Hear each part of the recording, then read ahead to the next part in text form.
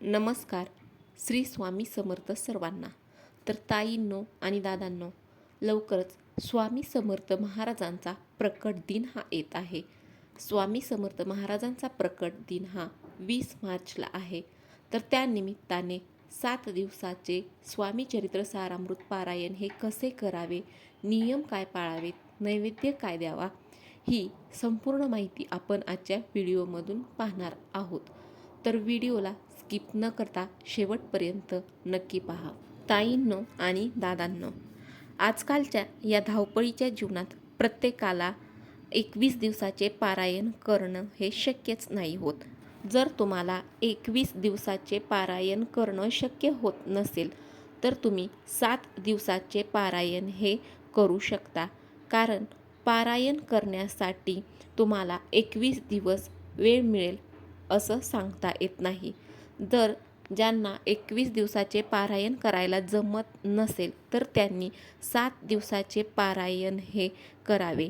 जर तुम्हाला 21 दिवसाचे पारायण किंवा 11 दिवसाचे पारायण करण्यासाठी वेळ मिळत नसेल तर त्यांनी 7 दिवसाचे पारायण किंवा 1 दिवसाचे पारायण देखील केलं तरी देखील चालेल. तर 7 दिवसाचे पारायण हे कसे करावे ही संपूर्ण माहिती आपण या व्हिडिओमधून पाहणार आहोत. पारायण काळामध्ये नियम कोणते पाळायचे, पूजा मांडणी कशा पद्धतीने करावी, पूजा कधी उचलायची, किती अध्याय वाचायचे, ही माहिती आपण पाहणार आहोत. तर व्हिडिओ चालू करण्याआधी तुम्ही जर का चॅनलवरती नवीन असाल तर चॅनलला नक्की सबस्क्राईब करा.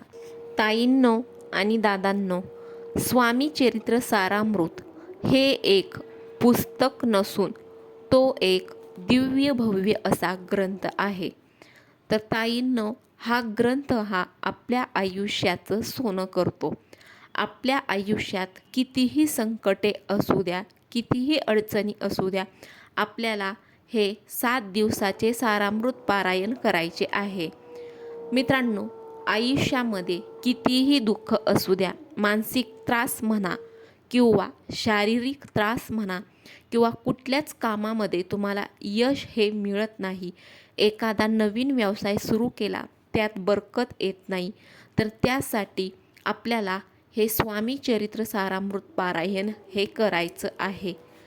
मित्रांनो, जो कोणी या सारामृतामधील अध्याय वाचेल त्यांच्या जीवनाचा साराभार हा श्री स्वामी समर्थ महाराज हे उचलतात. ताईंनो आणि दादांनो, जर का तुम्हाला स्वामी चरित्र सारामृत पारायण हे करायचं असेल तर त्याच्यासाठी तुमच्याकडे स्वामींचा फोटो हा असायला हवा किंवा स्वामी समर्थ महाराजांची मूर्ती असायला हवी. त्यानंतर स्वामी चरित्र सारामृत हा ग्रंथ हा पाहिजे. ताईंनो, तुम्हाला ज्या दिवशी पारायण करायचे आहे त्या दिवशी लवकर उठून स्नान करायचे आहे.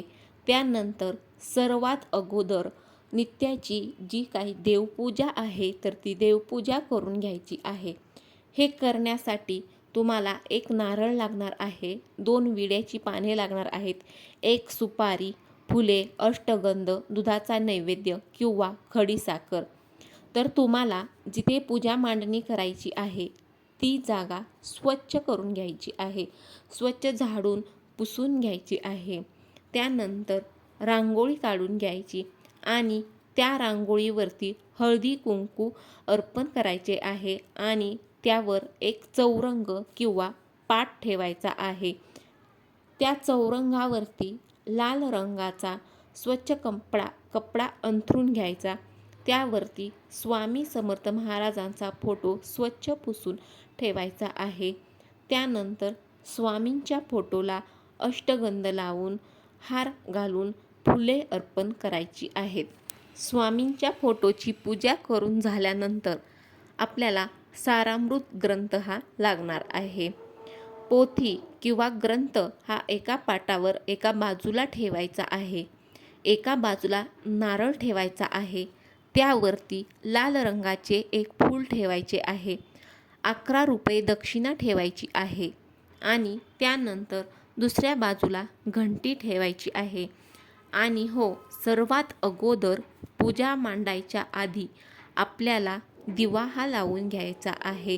कारण कोणतीही पूजा ही करताना अग्नीच्या साक्षीने ती पूजा केली जाते. म्हणून सर्वप्रथम तुम्हाला दिवा लावून घ्यायचा आहे. दिव्याखाली थोडेसे अक्षता ठेवायचेत. हळदी कुंकू अर्पण करून आपल्याला दिव्याची देखील पूजा करून घ्यायची आहे आणि मगच बाकीच्या पूजेची मांडणी करून घ्यायची आहे. पूजेची मांडणी करून झाल्यानंतर तुम्हाला संकल्प सोडायचा आहे. तुमची जी काही इच्छा आहे, तर जी काही इच्छा असेल ती तुम्ही स्वामींना सांगायची आहे.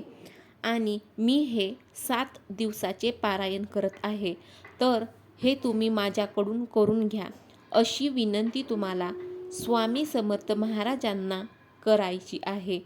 याच्यानंतर केळी, सफरचंद जी काही फळं असतील ती स्वामींच्या पुढे ठेवायची आहेत. त्यानंतर पाने व त्यावरती सुपारी हा विडा स्वामींच्या फोटोसमोर पुढे ठेवायचा आहे. सुपारी ही गणपती बाप्पांच्या स्वरूपात ठेवायची आहे. सुपारीला पाण्याने अभिषेक करायचा आहे. त्यानंतर दुधाने अभिषेक करायचा आहे. अभिषेक करत असताना ओम गण गणपते नमो हा स्तोत्र म्हणायचा आहे. नंतर सुपारी स्वच्छ पुसून विड्यांच्या पानांवरती ठेवून थोड्या अक्षता व हळदी कुंकू फुलं अर्पण करावीत. नंतर गुळाचा नैवेद्य अर्पण करावा. त्यानंतर स्वामी महाराजांची पूजा करायची आहे आणि मग संकल्प सोडायचा आहे व धूप दीप दिवा उदबत्ती लावायची, रांगोळी काढून घ्यायची आणि मग वाचन करायला घ्यायचं आहे.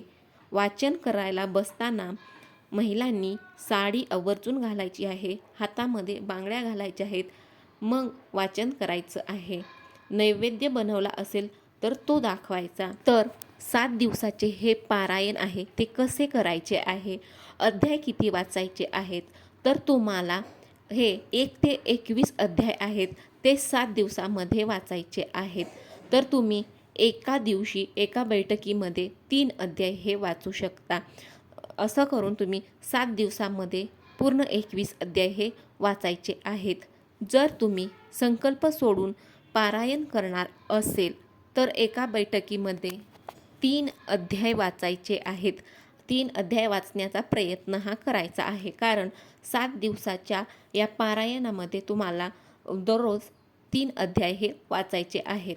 सर्वात प्रथम तर तुम्हाला स्वामी श्रवण करायचे आहे. स्वामी श्रवण वाचायचे आहे.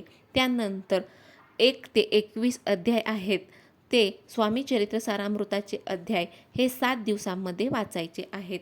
त्यानंतर तुम्हाला 11 माळी श्री स्वामी समर्थ महाराजांचा दररोज जप करायचा आहे आणि 11 वेळा तारक मंत्र देखील म्हणायचा आहे. एवढ्या सेवा ह्या तुम्हाला या 7 दिवसामध्ये करायच्या आहेत. तर तुम्ही हे 21 अध्याय आहेत ते 7 दिवसामध्ये वाचण्याचा प्रयत्न हा करायचा आहे. तर मधूनच तुम्हाला अध्याय वाचन करत असताना तहान लागली तर तुम्ही पाणी हे प्यावे. मधून कोणाशी बोलू नये. मन हे एकाग्र करून पारायण वाचावे. 7 दिवस तुम्हाला नियम देखील पाळायचे आहेत. तर नियम हे पाळायचे आहेत की 7 दिवस एकच धान्य हे तुम्ही खायचे आहे. समजा तुम्ही चपाती आणि भाजी खाल्ली तर 7 दिवस तुम्हाला चपाती आणि भाजीच खायची आहे. म्हणून पहिल्या दिवशी तुम्ही जे काही खाणार आहात ते पुढील 7 दिवस तुम्हाला खायचं आहे. आता याच्यामध्ये अजून एक नियम आहे, जो म्हणजे कांदा लसूण न टाकता जेवण बनवायचं आहे आणि तेच पुढचे 7 दिवस खायचं आहे. कांदा व लसूणचा वापर हा करायचा नाही. तर मित्रांनो, स्वामी चरित्र सारामृत पारायण बसविल्यावर उपवास करतात का? तर काही जण दिवसभर उपवास करतात व रात्री जेवतात, तर काही जण दोन्ही वेळेस जेवतात. परंतु तुम्हाला एकच जेवण 7 दिवस खायचं आहे. तर तुम्हाला उपवास करायचा की नाही हे तुमच्यावरती अवलंबून आहे. सर्वात महत्त्वाचा अजून एक नियम म्हणजे तुम्ही बेडवरती किंवा कॉटवरती झोपू नये. पारायण काळामध्ये तुम्ही चटईवरती झोपावे, बेडवरती झोपू नये. त्यानंतर तुम्ही 7 दिवसामध्ये सात्विक आहारच खाल्ला पाहिजे. घरात कटकटी नाही केल्या पाहिजेत. मांसाहार करू नये किंवा मद्यपान देखील इतर घरातील सदस्यांनी करू नये. जरी आपण पारायण करत असलो तरी दुसऱ्यांनी घरात मांसाहार हा करू नये. पारायणाची एकच वेळ ठरवायची आहे. सकाळी 5 वाजता उठून पारायण केलं तरी देखील चालेल, नाहीतर तुम्ही संध्याकाळी देखील केलं तरी देखील चालेल. भरपूर लोक हे पहाटे उठून पारायण करतात, म्हणजे 5 वाजता उठून पारायण करतात, म्हणजे 8 वाजेपर्यंत त्यांचे अध्याय हे वाचून होतात. तर किती अध्याय वाचायचे? तर 7 दिवसांमध्ये तुम्ही प्रत्येकी एका दिवशी 3 अध्याय हे वाचायचे आहेत, कारण स्वामी चरित्र सारामृत ग्रंथामध्ये एकूण 21 अध्याय आहेत. तर 7 दिवसीय पारायण करत असताना तुम्ही प्रत्येक दिवशी 3 अध्याय हे वाचायचे आहेत. पारायण हे एकाच ठिकाणी बसून वाचावे. रोज वेगवेगळी जागा बदलू नये. एकाच ठिकाणी चटई टाकून अगरबत्ती लावून बसावे आणि पूर्ण लक्ष केंद्रित करून पारायण हे वाचावे. प्रत्येक शब्दाचा अर्थ, प्रत्येक ओळीचा अर्थ समजून घेऊन वाचावे. तर ताईंनो आणि दादांनो, काही नियम आहेत, तर ते नियम देखील पाळणं गरजेचं आहे. पारायण करताना उचकी खोकला आला तर पाणी हे प्यावे. पारायण वाचत असताना मध्येच कोणाला बोलू नका. पारायणाला बसताना मन पूर्ण एकाग्र करा. सप्ताहामध्ये फक्त सात्विक आहारच घ्या. दूध, भात, पोळी, तूप, साखर, फळे घेतली तर अगदी उत्तमच. मीठ, तिखट, आंबट, दही, ताक यासारखे पदार्थ हे वर्ज्य करावेत. कांदा, लसूण देखील वर्ज्य करावा. सप्ताह पूर्ण झाल्यानंतर नैवेद्य आरती करून सुहासिनी भोजन करून सांगता करावी. सांगतेच्या वेळी ब्राह्मण सुवासिनी भोजन दक्षिणा म्हणून द्यावं. नैवेद्य पुरणपोळीचा स्वयंपाक करावा. कुत्र्यास गोमातेस नैवेद्य द्यावा. दारावरती कोणी आले तर त्याला जेवू घालावे. तर अशा पद्धतीने पारायणाची सांगताही करावी. तर व्हिडिओमधील माहिती ही तुम्हाला माहितीपूर्ण वाटली असेल तर नक्की माझ्या यूट्यूब चॅनलला सपोर्ट करा, सबस्क्राईब करा आणि कॉमेंटमध्ये श्री स्वामी समर्थ लिहायला विसरू नका.